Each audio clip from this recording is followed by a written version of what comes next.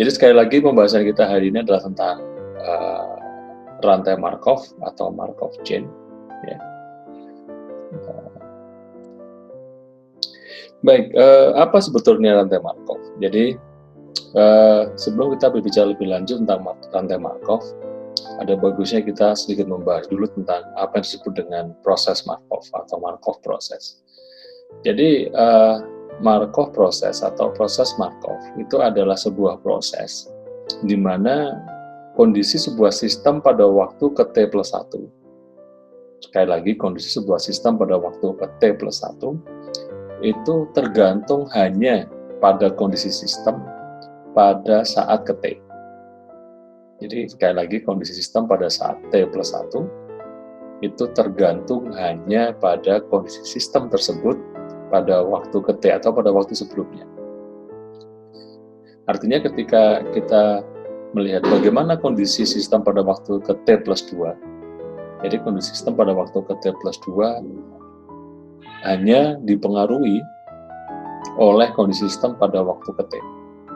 Jadi kalau Anda lihat di situ misalnya ada X1, X2, X3, X4, dan X5, ya, itu misalnya kondisi sistem atau state of the system pada X1 itu pada kondisi sistem pada waktu ke T1 misalnya, ya. X2 itu pada kondisi ke T2, dan seterusnya. Kalau di situ Anda lihat misalnya kondisi sistem pada waktu ke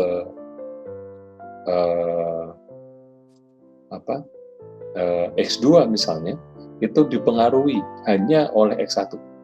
Tidak ada faktor lain lagi. Tidak ada faktor lain lagi. Nah, ini kira-kira kalau kita jabarkan secara matematis, kita nggak usah fokus ke situ, itu pekerjaannya dari teman-teman dari Fakultas MIPA, Matematika atau Statistik. Ya. Jadi ada yang disebut dengan stationary assumption atau transition probabilities are independent of time. Jadi ada probabilitas transisi di mana dia independen terhadap waktu, itu asumsi dasarnya. Baik, jadi saya akan langsung ke poin nomor 2 kalau Anda lihat di situ. Kalau Anda lihat di situ, jadi nama rantai Markov itu diambil dari nama orang yang pertama kali meneliti tentang adanya kelakuan sebuah proses stokastik atau proses yang mengandung probabilitas. Ya, setelah dalam selang waktu yang panjang. Jadi peneliti yang pertama kali melakukan itu namanya Andrei Markov, tahun 1856 sampai 1922 umurnya.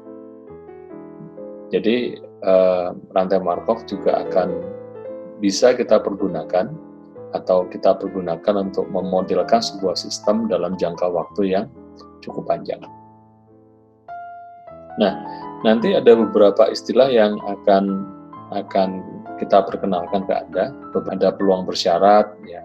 Kemudian ada matriks transisi, ada peluang transisi, kemudian ada diagram transisi, dan sebagainya. Baik, kita akan mulai dari istilah-istilah tadi. Ya. Jadi misalnya, langsung saja saya masuk ke ini, matriks peluang transisi. Jadi kejadian Markov atau ya tadi saya bilang kejadian Markov, kejadian yang tadi kita asumsikan dia merupakan atau bisa direpresentasikan dengan rantai Markov, itu bisa direpresentasikan dengan dua model. Yang pertama, kita bisa menggunakan matriks, ya, matriks peluang transisi. Kita juga bisa menggunakan apa yang disebut dengan diagram transisi. Jadi matriks peluang transisi itu kalau digambarkan seperti Anda lihat di situ, berupa sebuah matriks di mana misalnya ada kondisi X, N, di mana N itu bisa mulai dari 1, 2, dan seterusnya sampai tak Tapi kalau pada Markov biasanya terhingga, jadi misalnya seperti ini. Misalnya ada satu ruang keadaan, ada M kondisi. Misalnya ada ruang keadaan I yang dia berhingga maksudnya tak terhingga. Di mana itu mulai dari 0, 1, dan seterusnya sampai M. Yang perlu diingat bahwa 0, 1, 2, sampai M ini tidak menunjukkan apa-apa, tidak menunjukkan angka terhadap yang merepresentasikan nilai tertentu, tapi dia hanya menunjukkan sebuah kondisi. Gitu. Ada kondisi, misalnya kondisi ke-0, kondisi 1, kondisi 2, dan seterusnya. Ya. Jadi misalnya jika itu berhingga, misalnya sampai M, maka matriksnya nanti akan berukuran M kali M. Jadi rantai Markov matriks transisi Markov itu biasanya ukurannya sama, M kali M gitu, ukurannya adalah M kali M. Nah, ya kalau Anda lihat komponen dari matriks atau elemen-elemen dari matriks, di situ misalnya ada P00, P01, P02, dan seterusnya, itu merepresentasikan probabilitas.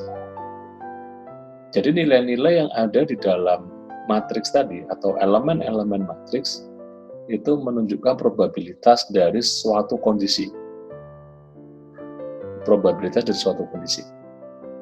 Nah, probabilitas itu kalau kita jumlahkan ke kanan, itu hasilnya harus sama dengan 1. Ya, harus sama dengan 1. Tapi kalau ke bawah dijumlahkan, belum tentu sama dengan 1.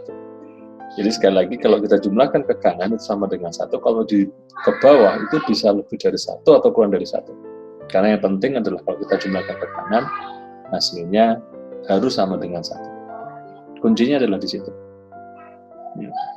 Jadi sekali lagi, elemen-elemen di situ, misalnya P00, P01, P02, dan seterusnya, itu adalah menunjukkan probabilitas dari sebuah keadaan. Oke.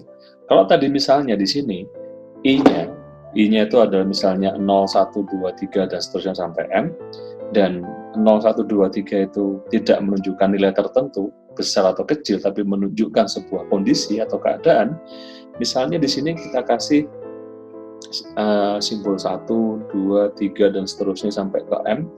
Di sini ada 1, 2, 3, dan seterusnya sampai ke M. Ya. Tadi saya sampaikan bahwa 0, 1, 2, dan seterusnya itu adalah kondisi.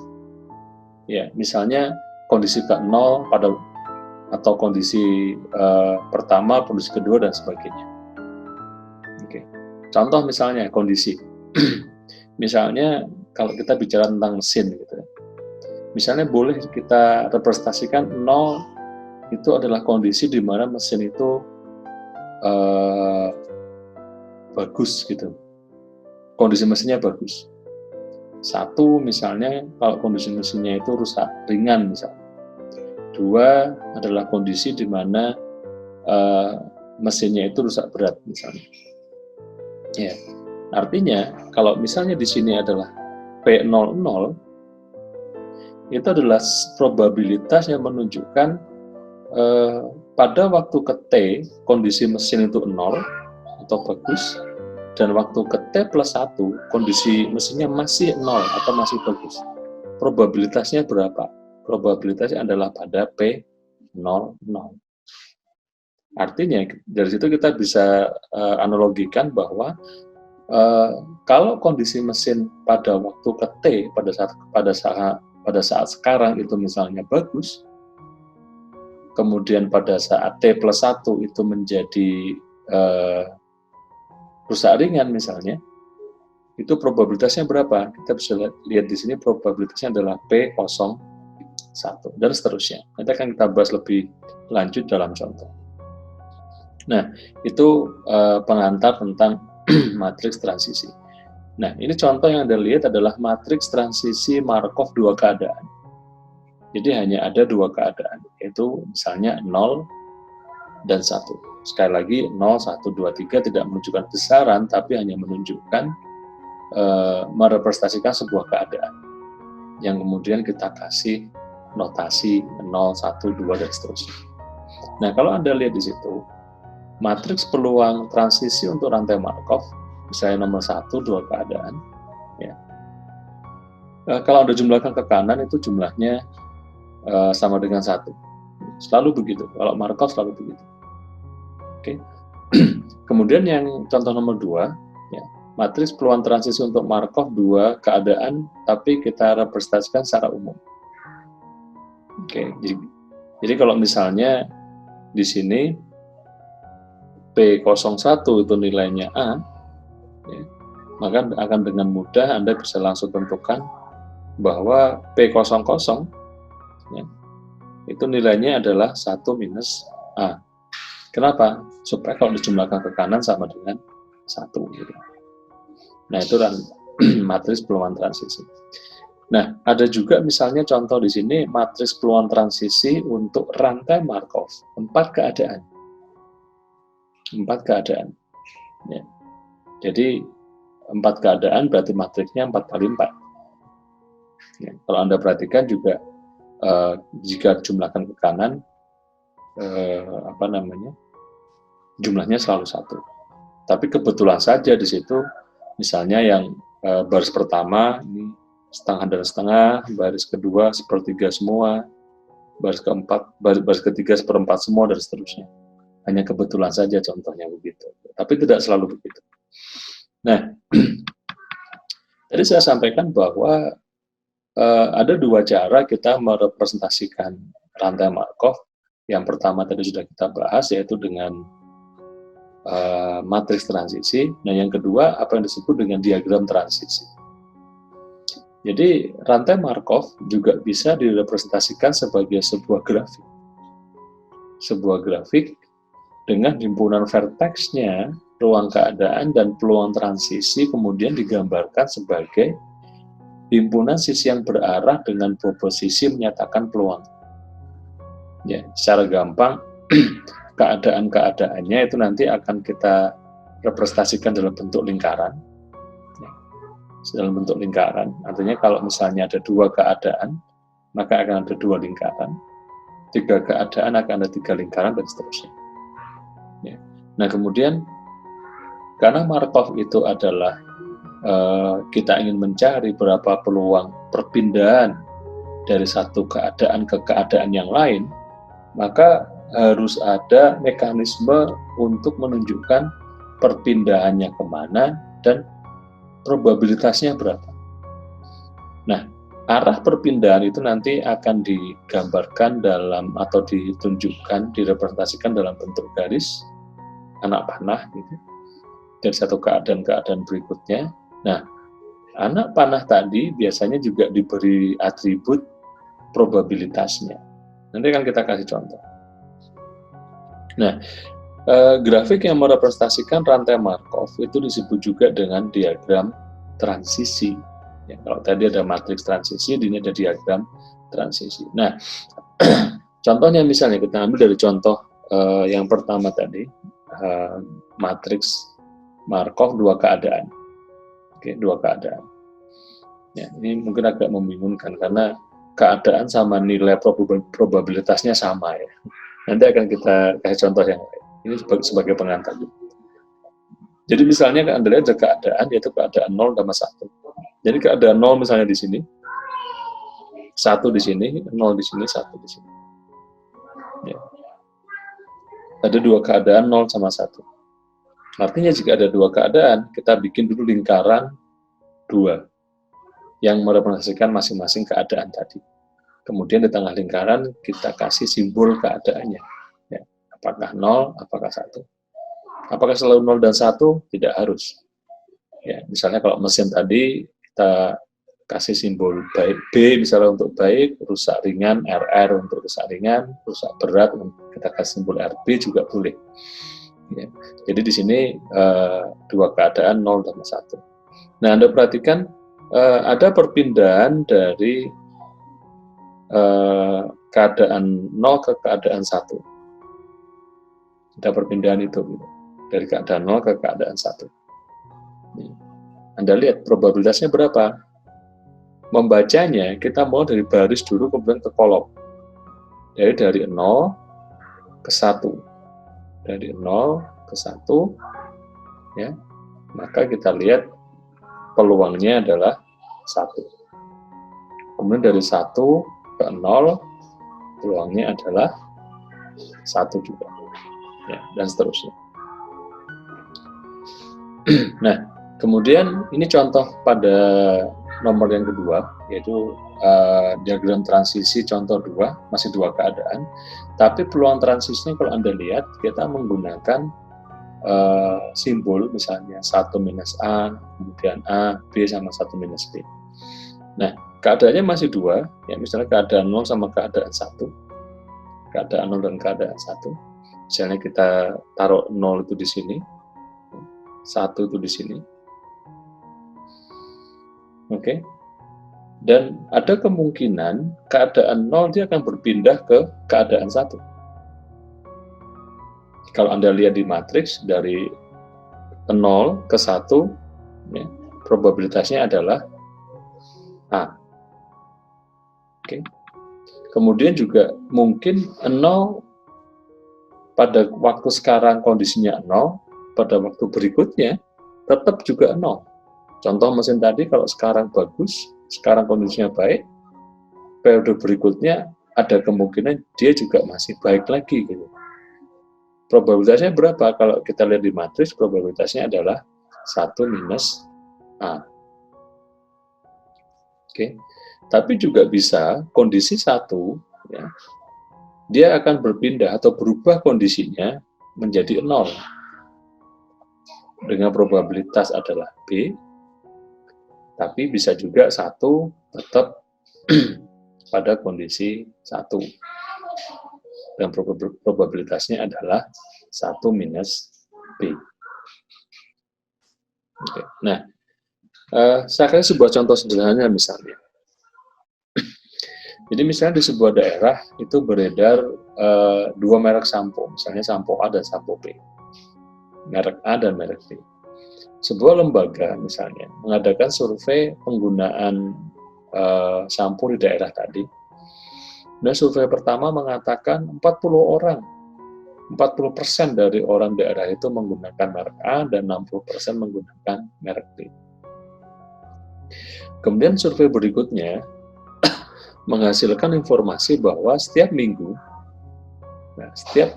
jadi periodenya ini bisa mingguan, bisa bulanan, bisa harian, atau jam silakan.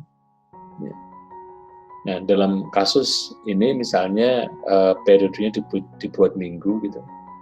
Nah, misalnya setiap minggu 15% pengguna A itu beralih ke merek B. Dan 5% pengguna B itu pindah ke A. Kemudian bagaimana matriks transisi dan peluang transisinya. Oke, kita masuk ke informasi survei yang kedua dulu. Informasi survei yang kedua. Jika misalnya setiap minggu 15% pengguna A pindah ke B, artinya sisanya itu dia tidak pindah, karena hanya ada 2 merek, yaitu A dan B. Jadi sisanya dia tetap menggunakan A. Artinya ketika 15% dari A pindah ke B, sisanya 85% dia akan tetap pindah ke A atau tetap menggunakan A. Begitu juga pada informasi pengguna B yang setiap minggu ada 5% yang pindah atau beralih ke merek A. Artinya sisanya 95% itu tetap menggunakan merek B. Nah, bagaimana peluang dan diagram transisinya? Ya. Anda bisa lihat di sini. Ya. Jadi di sini ada PAA. Artinya apa? PAA adalah peluang pada waktu ke T itu dia menggunakan A. Pada waktu berikutnya, T plus 1 dia masih menggunakan A. Dari informasi di survei, dari informasi yang kita dapat dari survei, yang kita dapat adalah peluang orang dari A pindah ke B, yaitu 15%. Artinya apa? Artinya sisanya atau 85% dia tetap menggunakan merek A. Nah, informasi lain yang ada di survei adalah dari B pindah ke A. Itu berapa? 5%. Artinya apa? Sisanya 95% itu dari B dia tetap menggunakan yang B. Nah, itu matriks transisinya. Nah, kalau kita sudah dapat matriks transisinya, menggambar peluang transisinya atau menggambar diagram transisinya akan lebih mudah lagi. Ya, ini diagram transisinya. Anda ingat kondisinya ada dua, yaitu penggunaan merek A dan penggunaan merek B.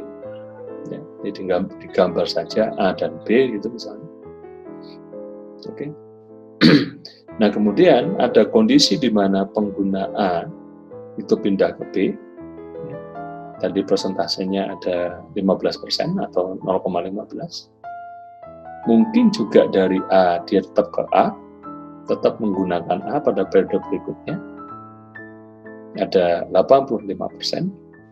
Kemudian dari B ada kemungkinan juga dia pindah ke A. Dari informasi survei didapat 0,05 atau 5%. Kemudian dari B tetap ke B, berarti sisanya.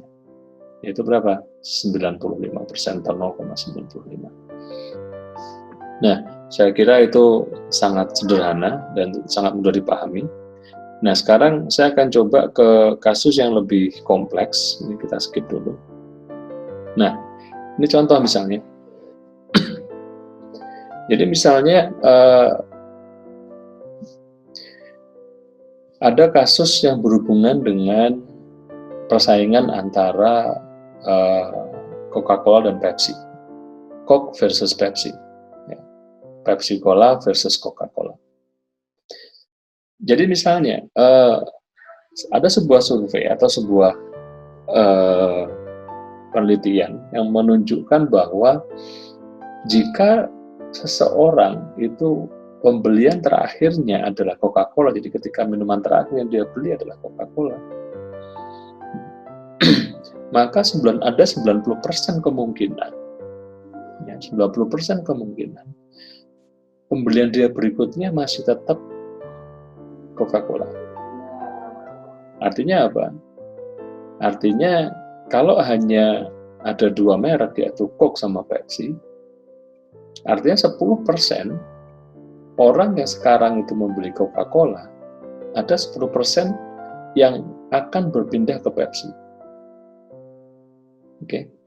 Nah, kemudian jika misalnya last purchase-nya dia adalah Pepsi, ya, maka ada 80% chance the next purchase-nya dia tetap akan membeli Pepsi.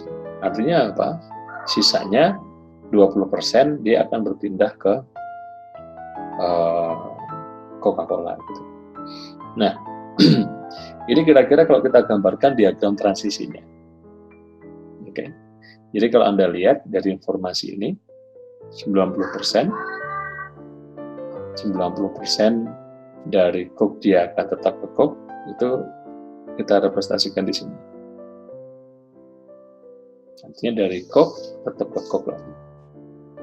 Kemudian 80% ya direpresentasikan di sini. Ya. Artinya apa? Di situ kita lihat dari Coca-Cola pindah ke Pepsi itu adalah sisanya dari 0,9 yaitu 0,1, dan dari Pepsi ke Coca-Cola adalah sisanya yaitu berapa? 0,8 untuk yang stay dan 0,2 untuk yang pindah. Oke, nah matriks transisinya saya kira juga tidak susah, ya tidak susah. Kalau misalnya di sini kita kasih simbol C, di sini P, C for Coke and P for Pepsi, di sini C, di sini P. Ya. Kalau yang dari Coca-Cola tetap ke Coca-Cola dia adalah 0,9, yang pindah ke Pepsi 0,1. Ya. Yang dari Pepsi pindah ke Coca-Cola ada 0,2, dari Pepsi tetap ke Pepsi ada 0,8. Nah, itu sesuatu yang saya kira sederhana. Nah, Tapi bagaimana jika kasusnya agak kita bikin lebih kompleks? Oke, jadi misalnya jika misalnya seseorang sekarang adalah Pepsi purchaser, sekarang dia adalah pembeli Pepsi, berapa probabilitas dia akan membeli Coca-Cola to purchase from now? Jadi orang ketika pembelian terakhir dia Pepsi, berapa kemungkinan dia akan membeli Coca-Cola 2 pembelian dari yang sekarang. Nah, itu bisa kita modelkan seperti ini. Jadi berapa probabilitas kalau misalnya pada sekarang itu dia beli Pepsi, 2 pembelian berikutnya dia beli Coke. Artinya apa? Di tengah boleh apa saja. Di tengah itu bisa Pepsi, bisa Coke. Probabilitasnya berapa kira-kira begitu. Oke. Nah, itu 2 kondisi yang mungkin terjadi. Ini kondisi pertama. Ini kondisi yang kedua. Oke.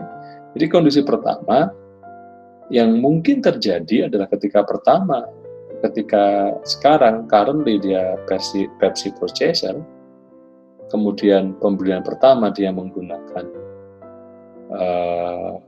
membeli Coca-Cola, ya. Pembelian kedua berikutnya dia beli Coca-Cola lagi. Tapi ada juga kondisi yang kedua, sekarang dia beli Pepsi, ya. Kemudian yang kedua dia beli Pepsi lagi, yang pertama dia beli Pepsi, pertama setelah yang sekarang, dan kedua setelah yang sekarang dia beli Coca-Cola. Oke. Nah,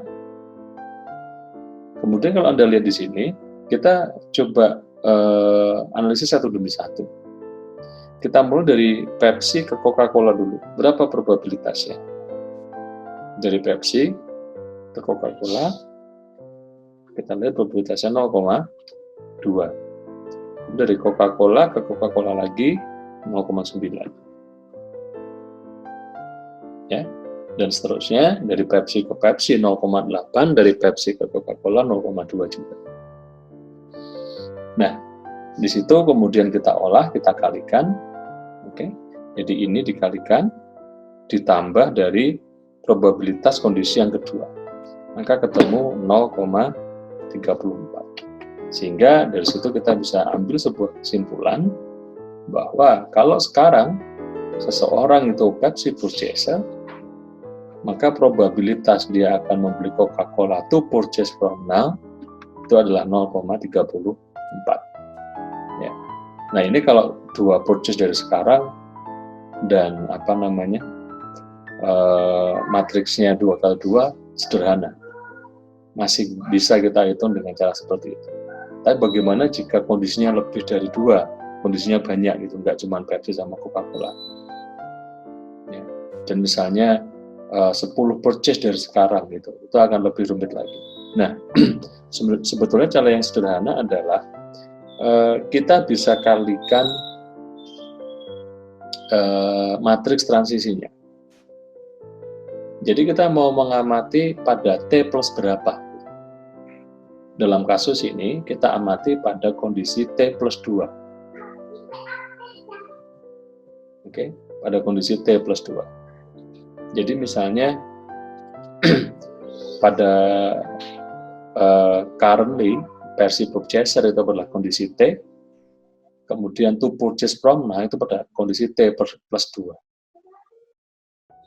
Oke. Nah, ketika pada kondisi T plus 2, maka untuk mempermudah analisis, matriksnya tinggal dipangkatkan 2 saja.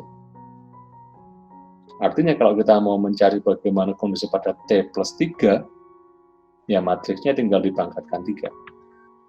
Kalau Anda lihat di sini ada matriks peluang yang dikuadratkan, ada matriks yang dikuadratkan.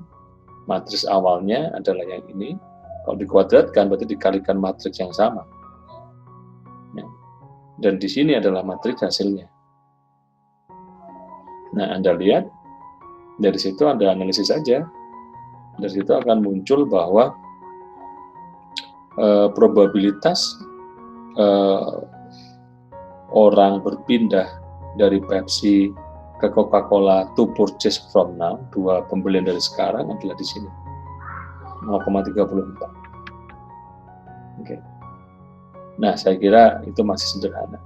Nah, coba bagaimana jika kasusnya saya bikin lebih kompleks lagi.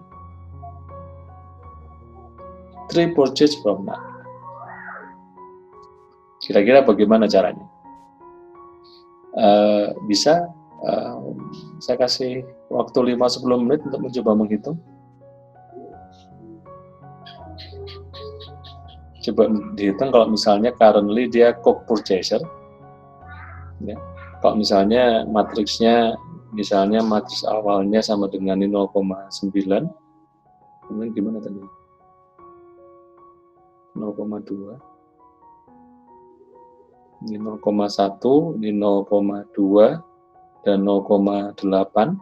Nah, bisa nggak coba dihitung berapa probabilitas kalau sekarang orang itu adalah Coke purchaser, berapa probabilitas dia akan membeli Pepsi 3 purchase from now.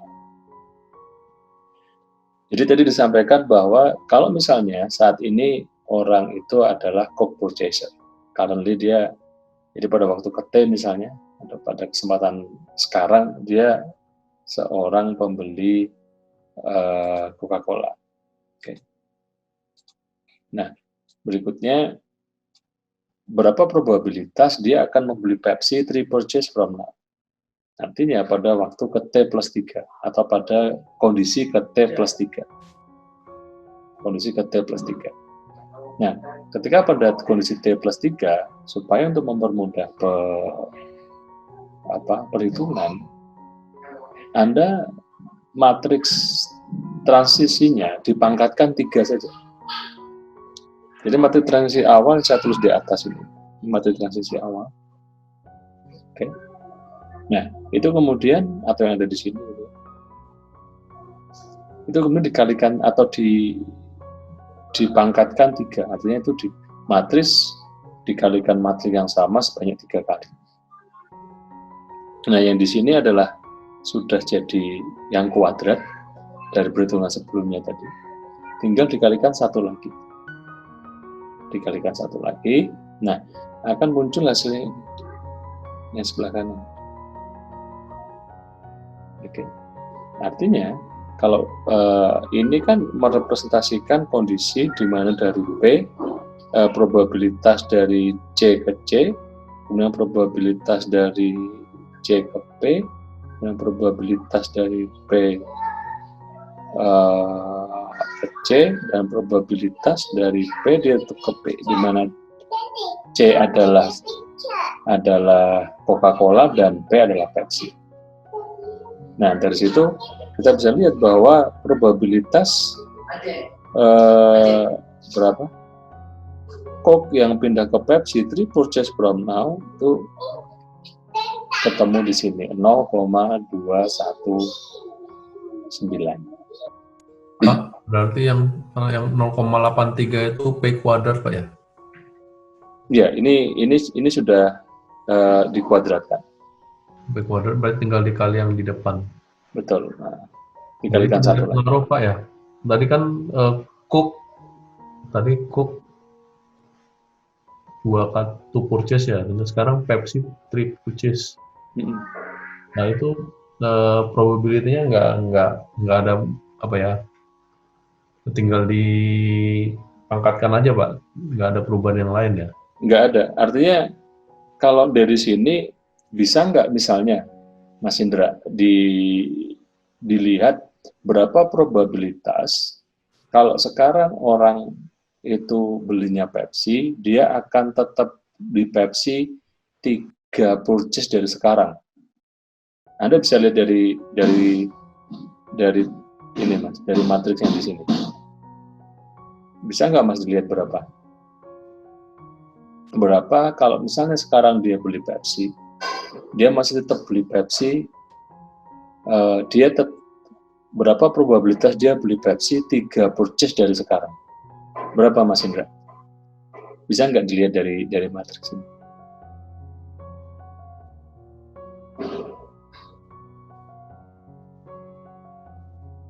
Bisa Mas Indra? Anda tinggal lihat di sini saja. 0,562 tuh ya, Pepsi ke Pepsi. Iya, 0,562 betul. Artinya satu matriks ini itu bisa merepresentasikan banyak hal. Ya, artinya 0,781 itu merepresentasikan probabilitas orang yang sekarang dia membeli Coca-Cola dan dia juga beli Coca-Cola pre-purchase dari sekarang. Berapa probabilitasnya? 0,781. Oke. Dan kemudian apa namanya?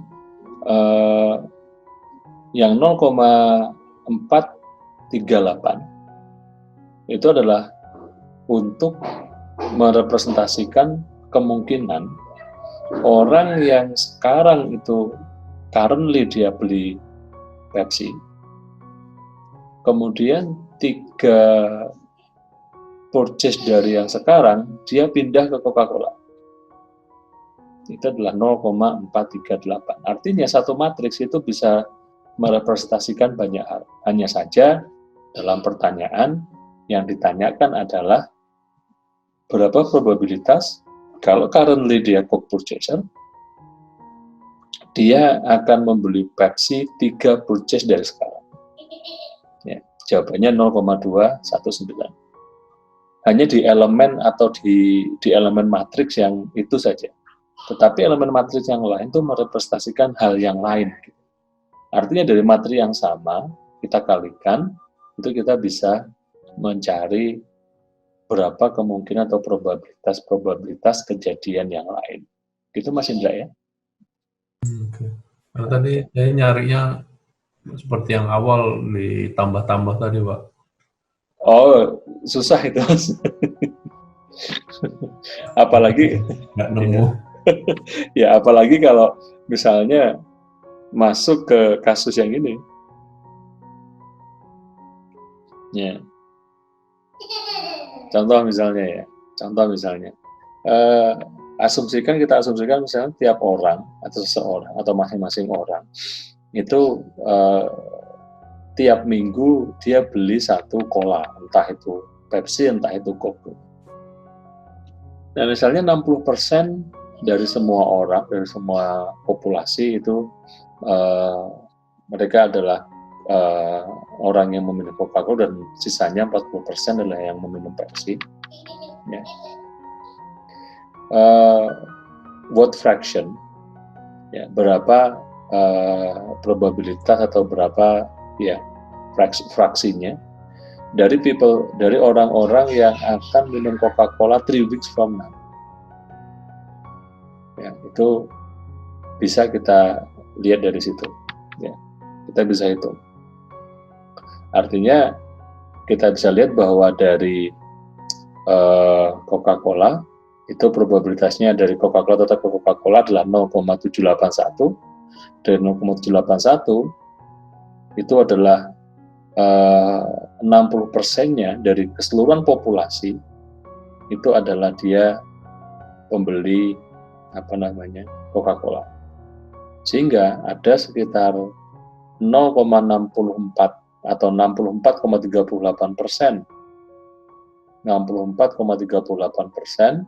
itu orang yang membeli Coca-Cola 3 weeks from now, yang awalnya 60% menjadi 64,38% dalam waktu 3 minggu. Jadi naik sekitar 4,38%. Ya. Nah, ini kalau 3 minggu masih oke. Tapi kalau misalnya kita mau mencari berapa kondisi steady state-nya, yang Anda lihat di sini. Berapa kondisi steady state-nya? Oke. Artinya matriks tadi kita kalikan terus-menerus. Ya. Pangkatkan 1, pangkatkan 2, pangkatkan 3, dan seterusnya. Untuk merepresentasikan minggu. Jadi kalau minggu kedua itu atau minggu plus 2, misalnya T plus 2 ya pangkatkan 2, T plus 3 pangkatkan 3, dan seterusnya. Nah kemudian dari situ kita akan dapat sebuah nilai yang steady state. Kalau Anda lihat di sini mungkin pada minggu ke-15, kondisinya sudah mulai stabil. Artinya apa? Di situ kita bisa lihat kalau misalnya tidak ada perubahan yang signifikan yang berhubungan dengan strategi baik yang dilakukan Coca-Cola atau Pepsi, maka pada minggu ke-15 akan terjadi pangsa pasar yang stagnan. Jadi misalnya pada minggu ke-0, ya, minggu ke-0 di sini, pangsa pasarnya Pepsi misalnya 60%, atau Coca-Cola 60%, dan dia akan naik terus, ya, sampai dia akan stagnan pada minggu ke-15, stagnan pada nilai 66, sekian persen. Dengan asumsi tidak ada perubahan strategi yang dilakukan baik oleh Coca-Cola atau oleh Pepsi. Banyak pertanyaan sering muncul adalah bagaimana kita menentukan probabilitas di dalam matriks transisi. Kalau misalnya sudah ditemukan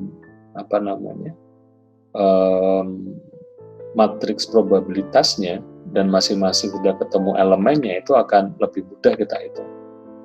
Tapi pertanyaannya, bagaimana jika matriks itu probabilitasnya tidak ada dan kita hanya punya data historis, misalnya seperti yang Anda lihat di contoh yang ada di depan. Bagaimana kita menghitung probabilitasnya? Baik, sebagai contoh ini ada kasus misalnya seorang guide atau pemandu wisata. Misalnya dia kantor di Jakarta, tugasnya mengantar wisatawan ke Bandung setiap minggu.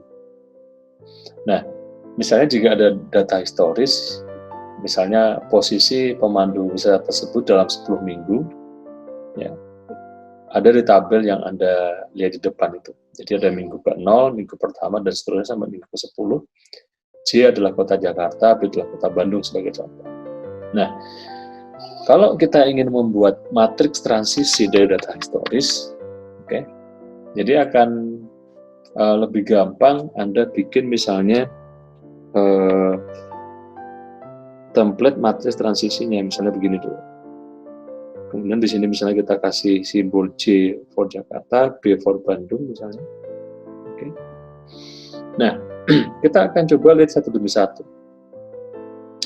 Dari minggu ke-0 ke minggu pertama, ya, dia berubah dari Jakarta atau pindah dari Jakarta ke Bandung. Artinya, dalam matriks transisi ini, posisi dia adalah di sini. Dari Jakarta, dia ke Bandung.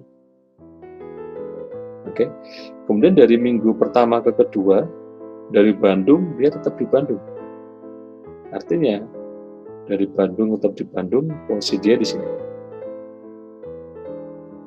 Berikutnya dari Bandung, dia pindah ke Jakarta. Berarti posisi dia di sini. Kemudian dari Jakarta, berikutnya dia ke Bandung. Dari Jakarta, Bandung, tambah satu lagi posisi di sini. Kemudian berikutnya dari Bandung ke Bandung, tambah lagi. Bandung ke Jakarta, tambah lagi. Jakarta ke Jakarta, ada yang baru di sini. Ya. Kemudian Jakarta Bandung, tambah satu. Bandung Bandung tambah satu. Bandung Jakarta tambah satu. Artinya ada frekuensi dari masing-masing perpindahan kondisi. Dan probabilitas itu kalau kita rumuskan frekuensi dibagi N. N-nya berapa? N adalah penjumlahan ke kanan. Kalau ke kanan kita jumlahkan adalah, di sini adalah berapa ya? 4, dan di sini adalah 6. Frekuensinya, atau ya, penjumlahan dari frekuensinya. Artinya, dari situ kita bisa membuat sebuah matriks transisi, ya, bahwa matriks transisi itu adalah probabilitas yang dijumlahkan ke kanan itu harus sama dengan 1, maka kita bisa buat, ya, di sini 1, totalnya 4, berarti probabilitasnya adalah 1/4. Ya. Di sini 1, totalnya 3, jadi probabilitasnya adalah 3/4. Kemudian di sini adalah 3, jumlahnya 6, ini adalah 3/6 atau setengah, di sini juga 3/6. Berarti kita sudah punya matriks transisi awal. Nah, pertanyaan berikutnya adalah, ini bisa kita pakai. Misalnya jika kondisi sekarang dia di Bandung, berapa probabilitas dia ada tetap di Bandung 3 minggu dari sekarang? Kita bisa hitung dari situ. Oke. Nah, kira-kira begitu bagaimana cara kita membuat matriks transisi dari data historis.